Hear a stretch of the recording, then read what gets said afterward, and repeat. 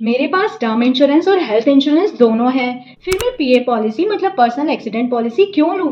हाँ दोस्तों, ये सवाल आपको बिल्कुल परेशान कर सकता है।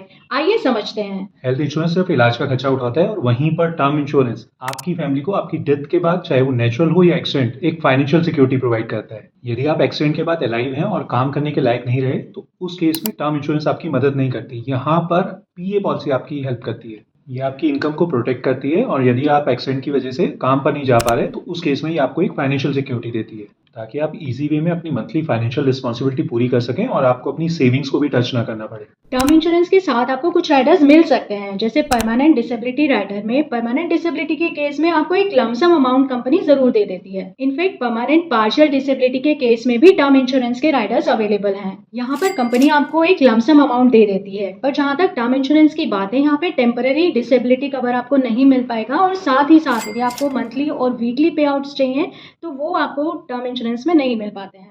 आइए जानते हैं पर्सनल एक्सीडेंट पॉलिसी के फायदे। ये परमानेंट और पार्शियल डिसेबिलिटी दोनों को कवर करती है। ये पॉलिसी आपको टेम्परेरी डिसेबिलिटी के केस में इनकम बेनिफिट देती है और ये बहुत ही कम प्रीमियम में आपको अवेलेबल होती है। एक्सीडेंट के केस में इस पॉलिसी के द्वारा आपका इलाज का खर्चा, हॉस्पिटल का खर्चा और इवन एम्बुलेंस का खर्चा भी आपको मिल सकता है। पीए प्लान्स काफ़ी सस्ते प्रीमियम्स पर अवेलेबल हो जाते हैं। फॉर एग्जांपल, एक 10 लाख का पीए प्लान आपको 2.5 से 3,000 के प्रीमियम पर मिल जाएगा। तो आप अपने टर्म इंश्योरेंस के साथ साथ एक पीए पॉलिसी भी ज़रूर ले सकते हैं। दोनों का कॉम्बिनेशन रखने से आपकी आर्थिक सुरक्षा डेफिनेटली मजबूत बनती है। दोस्तों, अगर आपके परिवार में अभी भी किसी ने पीए पॉलिसी नहीं ली है और आपको लगता है कि ये उनके लिए वीडियो हेल्पफुल रहेगा तो प्लीज़ लाइक, शेयर और सब्सक्राइब करना मत भूलिएगा।